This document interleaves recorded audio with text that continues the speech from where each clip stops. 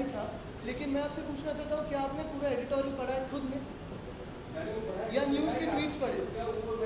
नहीं, पूरा एडिटोरियल पढ़ा, पूरा एडिटोरियल पढ़ा। इसलिए मैं कहता हूँ कि पूरा एडिटोरियल पढ़े फिर बात करते हैं।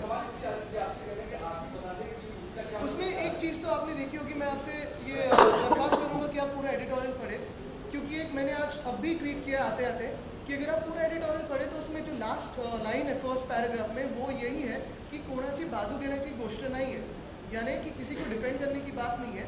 लेकिन जब रेप केसेस होते हैं और रेप एक्यूजेशंस होते हैं, तब ये जो एक्यूजेशंस होते हैं ये काफ़ी सेंसिटिव होते हैं। अगर कोई प्राइवेट इंडिविजुअल के बारे में हो तो काफ़ी फैमिलीज उसमें ब्रोकन हो जाती है।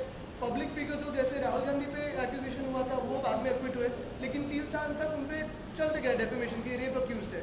अभी जो राज्यसभा के वाइस चेयरमैन है पीजे कुरियन, उन पर भी एक्यूजेशन हुआ, वो भी एक्विट हुए, लेकिन काफ़ी हंगामा हुआ। एक डीआईजी पे अभी हुआ है, मुझे लगता है एक इंस्पेक्टर थे बुर्डे करके, तो उन्होंने जब सुसाइड किया उसके बाद पता चला कि वो गिल्टी नहीं है। तो ये जो केसेस होते हैं ये काफ़ी सेंसिटिव होते हैं। तो बात उसमें ये है, अभी डीआईजी को उनका फोटो ऊपर दिया इसलिए आप कह रहे हैं उनको डिफेंड करें, उनका फोटो नहीं होता तो यही एडिटोरियल। एक मिनट मेरी बात पूरी सुनिए। तो एडिटोरियल में यही कहा गया है कि किसी को भी मीडिया ने रेपिस्ट कहने से पहले कोर्ट का वर्डिक्ट आने को, जो भी बात है ट्रूथ है, रिपोर्टिंग होना चाहिए, लेकिन किसी को डेफेमेटरी लाइट में दिखाना गलत है। किसी को वर्डिक्ट आने के पहले मीडिया ट्रायल पे चढ़ाना गलत है। अगर रेपिस्ट हो, गिल्टी हो, फांसी पे लटकाओ, कोई डिफेंड नहीं करेगा, यही उसमें बात है। और इसीलिए हम कहते हैं जो ये अभी हम सेल्फ डिफेंस क्लासेस करें, युवा सेना भी जब निर्भया रेप केस हुआ उसके बाद मुंबई में युवा सेना ने हेल्पलाइन चलाई, दिल्ली से ज़्यादा बेहतर हेल्पलाइन चली।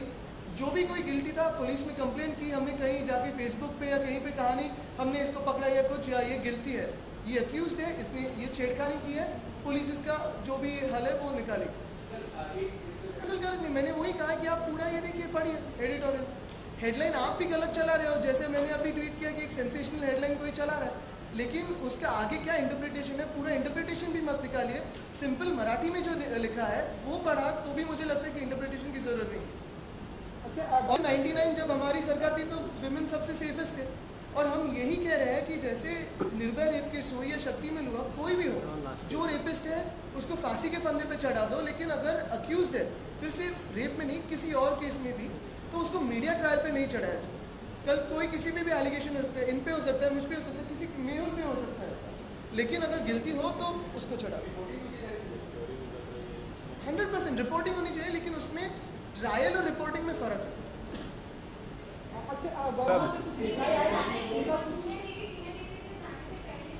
इसी ये जो है मामला, इसको थोड़ा वक्त लगता है, और इसके ऊपर अभी भी काफ़ी बातचीत चलती है, बिकॉज यू नो नई सरकार है, सब कुछ नया है, it takes time, because it is not एक स्मॉल छोटी सी चीज़ नहीं है कि एक बिल पास करके रख दिया है। यस, अप्लाई करके रखा हुआ है, अगर होगा तो अपने आप पता चल जाएगा, आपको भी पता चल जाएगा। मनीष बल इंजर्ड हो गया, वो तो अभी आ रहा है मेरे को मिलने। हाँ, तो वो इंजर्ड आ रहा है, वही बोला ना, आपको मज़ा आता है उड़ाने का। है कुछ भी नहीं, वो बेचारा आ रहा है अभी, बल्कि मेरे को मिलने ही आ रहा है थोड़ी देर में।